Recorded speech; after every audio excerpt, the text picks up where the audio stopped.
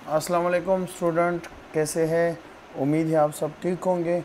अच्छा, आज की वीडियो में हम एट्रीब्यूट्स के बारे में पढ़ेंगे। पिछले वीडियो में मैंने आपको बताया था कि इंशाल्लाह नेक्स्ट वीडियो में एट्रीब्यूट के बारे में पढ़ेंगे।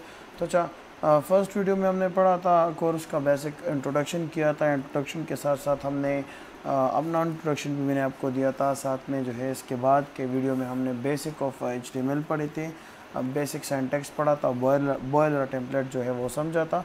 इसके बाद एलिमेंट्स पढ़े थे, एलिमेंट किसको कहते हैं, और फिर हेडिंग और पैराग्राफ पढ़े थे। सही है। आज की वीडियो में हम एट्रीब्यूट पढ़ेंगे। एट्रीब्यूट में असल में एट्रीब्यूट के लिए ज़रूरी है कि ये एलिमेंट क्या होता है। सही है, ये इसके लिए ज़रूरी है। तो ये चेक कर ले पहले। ये जो हमारा पेज ऑनलाइन है, ये फ़ोल्डर हमने लास्ट वीडियो में बनाया था। इसमें हमारा वो फर्स्ट वेब पेज पड़ा हुआ है। इसमें मैं क्या कर देता हूँ, इसमें आके मैं ओपन विद कोड कर लेता हूँ। मीन के मेरे विजुअल स्टूडियो कोड एडिटर में अपना ये वाला बेसिक कोड ओपन हो गया। अभी मैं इसको क्रॉस करके इधर आके ओपन कर देता हूँ। अभी मैं इधर आके ऐड फाइल यानी इस वाले पे चेक न्यू फाइल पे मैं क्लिक कर देता हूँ। मैं लिख देता हूँ कि सेकंड और सेकंड पेज या सेकंड कुछ भी .html। मैं कोई भी पेज या किसी भी नाम से अपना सेकंड पेज बना देता हूँ और मैं इस नेम को इसका जो बॉयलर टेम्पलेट है वो स्टार्ट कर देता हूँ। ये साइन ऑफ एक्सक्लेमेशन से बॉयलर टेम्पलेट किस तरह आता है, पिछली वीडियो में हमने डिटेल के साथ इसको पढ़ा था। अच्छा, पिछली वीडियो में हमने ये चीज़ भी पढ़ा था।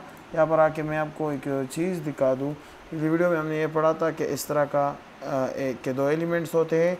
ये जो बग़ैर इसके होता है इसको हम कहते हैं ओपनिंग, ये वाला, यानी कि हो गया H1। तो H1 मीन कि ये हेडिंग 1 का क्या है, ओपनिंग टैग है, और ये हेडिंग 1 का क्लोजिंग टैग है।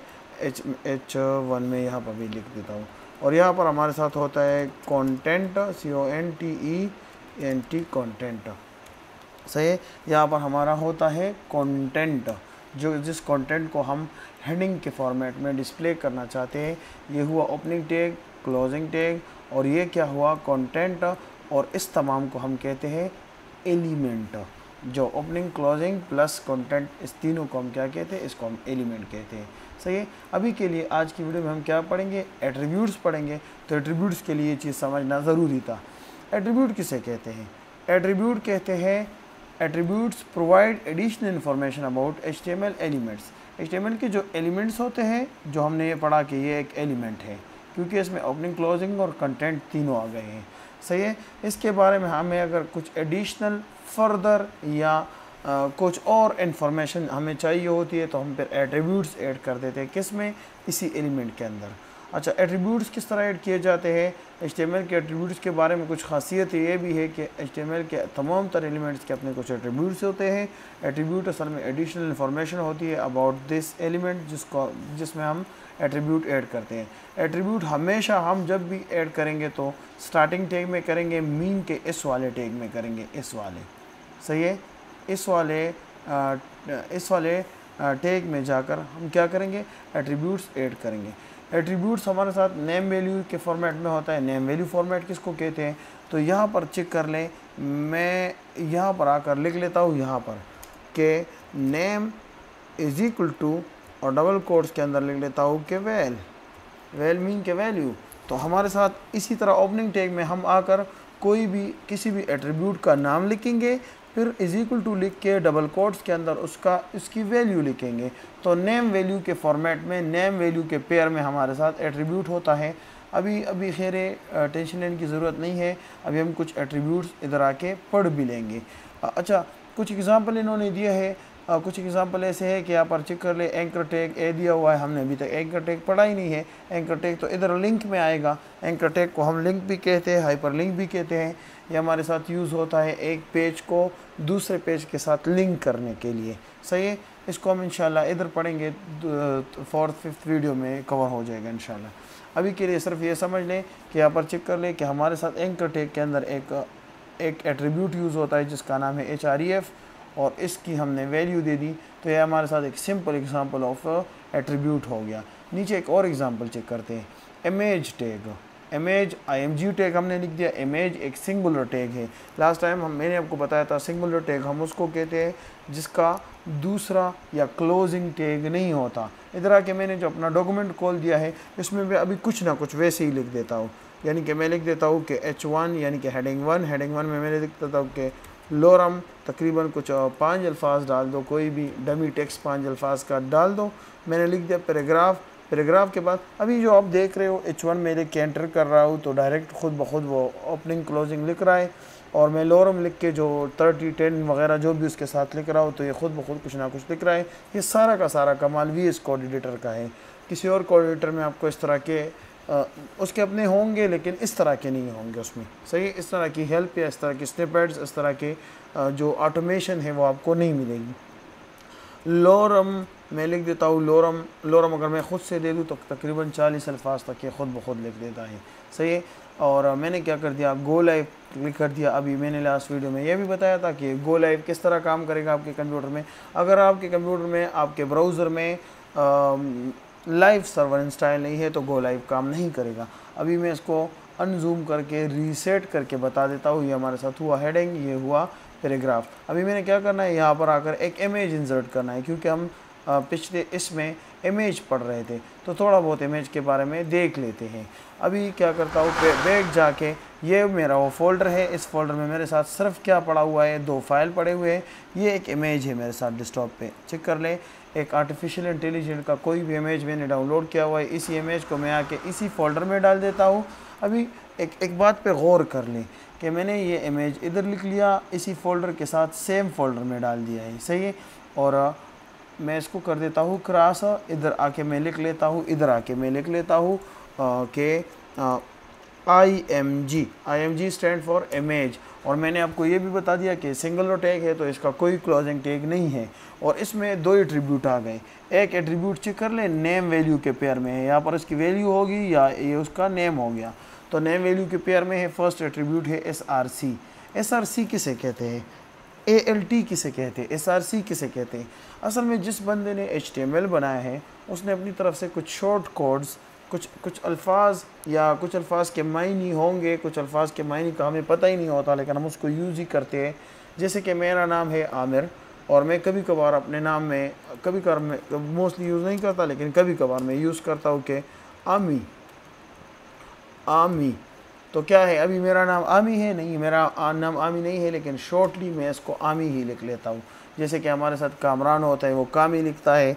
मतलब हर बंदे के अपने अपने शॉर्ट कोड्स होते हैं। यार बंदा आप मोबाइल नंबर जब हम मोबाइल में सेव करते हैं तो अपने कोई शॉर्ट कोड्स वगैरह देते हैं, सही है। तो इसी तरह शॉर्ट कोड्स और इन चीज़ों को अगर देखा जाए तो यहाँ पर इस बंदे ने लिखा है सोर्स, सही है। SRC का मतलब है सोर्स मीन कि किस इमेज को आपने इंसर्ट करना है, या उसका नाम लिख दो यहाँ पर या उसका एड्रेस लिख दो, तभी तो दोनों सेम फोल्डर में पड़े। अगर ये दोनों सेम फोल्डर में नहीं पड़े होते तो फिर पूरा का पूरा एड्रेस प्लस इमेज का नाम हमने लिखना होता। इस वक्त ये सेम फोल्डर में है तो फिर मैं क्या लिखूँगा, मैं लिखूँगा कि AI, इमेज का नाम है AI।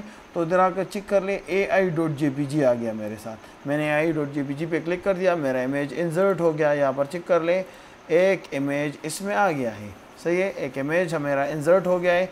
अभी मैंने क्या करना है, एडिशनली यहाँ पर मैंने फ़र्ज़ करे आल्ट क्या करता है, आल्ट का मतलब है अल्टरनेट मीन कि अगर ये इमेज लोड नहीं हुआ तो फिर ये वाला चीज़ इमेज के ऊपर दिखा दो कि ये किस चीज़ का इमेज था। तो मैं लिख दूँगा ये AI का इमेज है, सही है। ये AI का इमेज है, मैंने लिख दिया ये AI का इमेज है।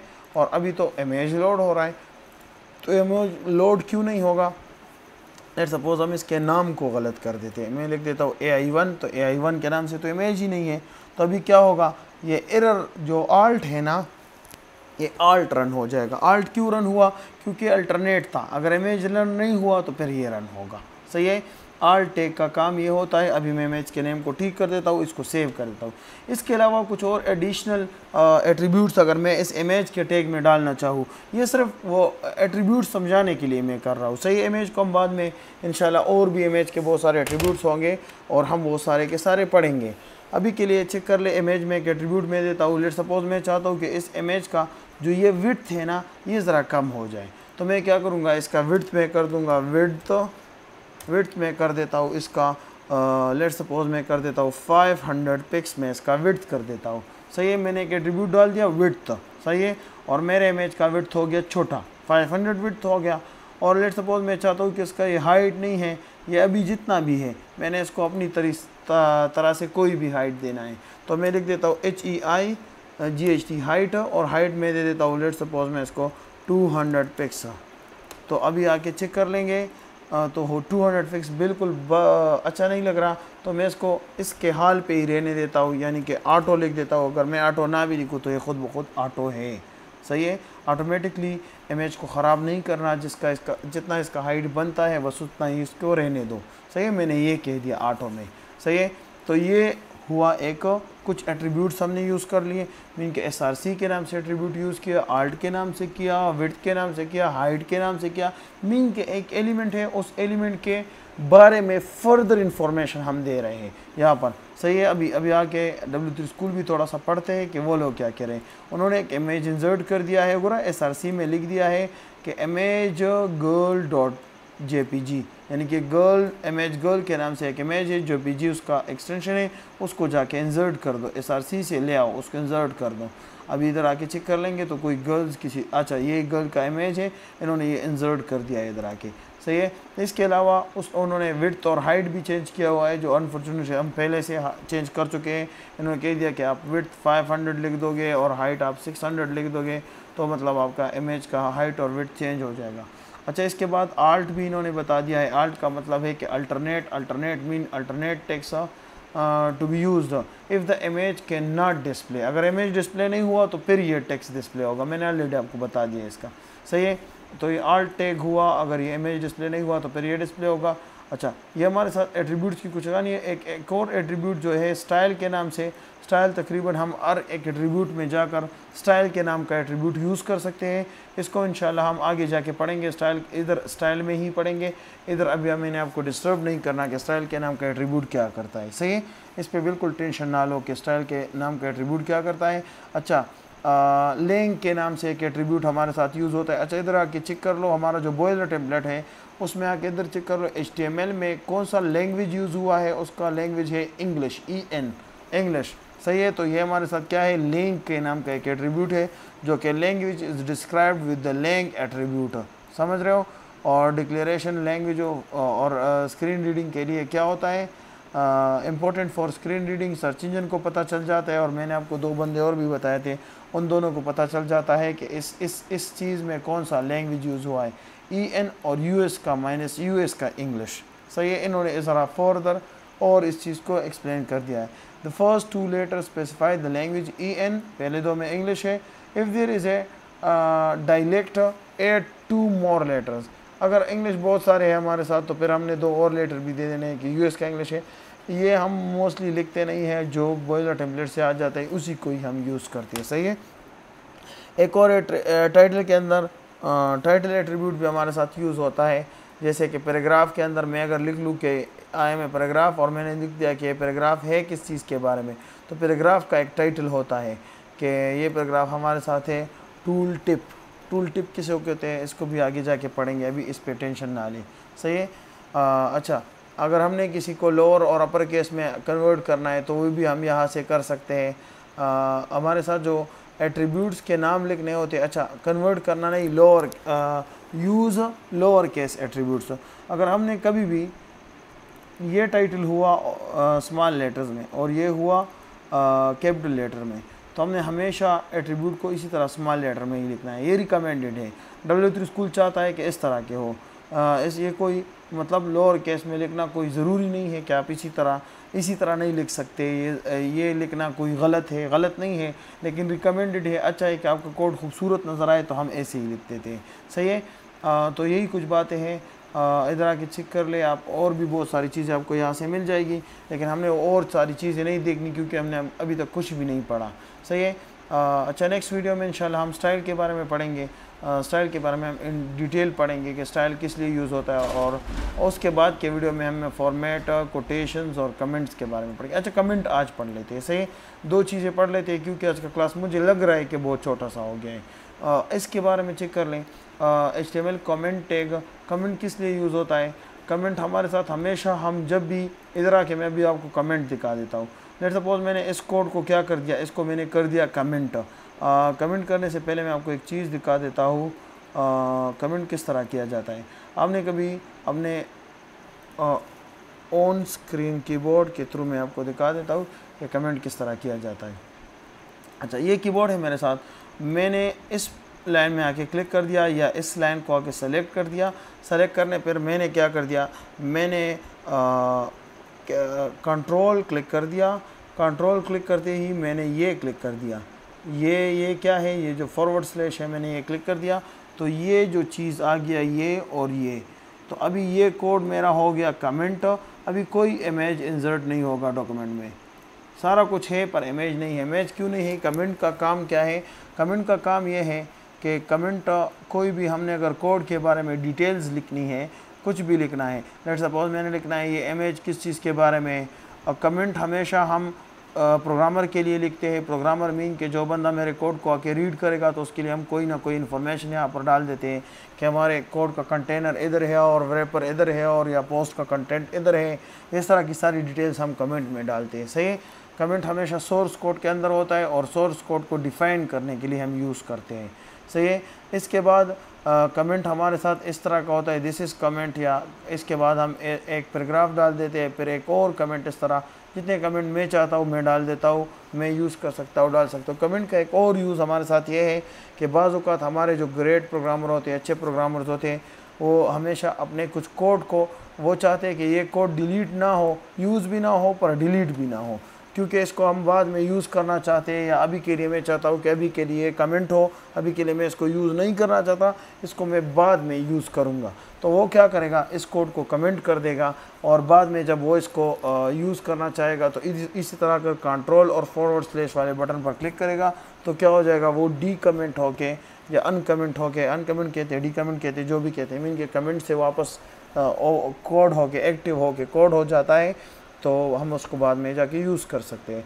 बस ये कुछ बातें थी हमारे साथ। आज की वीडियो में हमने कमेंट पढ़ा, आज के लेक्चर में हमने कमेंट पढ़ा और कमेंट के साथ साथ हमने पढ़ा कि एट्रीब्यूट किस तरह यूज़ होता है। अगर आप एट्रीब्यूट समझ चुके हो और कमेंट समझ चुके हो तो काइंडली मुझे जो है एक मैसेज दे दो ताकि मैं समझ जाऊँ कि आप समझ रहे हो और मेरे पढ़ाने का स्टाइल ठीक है। इंशाल्लाह नेक्स्ट वीडियो में हम स्टाइल पढ़ेंगे, फॉर्मेटिंग पढ़ेंगे। सही है। और आज की वीडियो यही तक थी। फर्दर वीडियोज़ तक के लिए खुदा हाफिज़।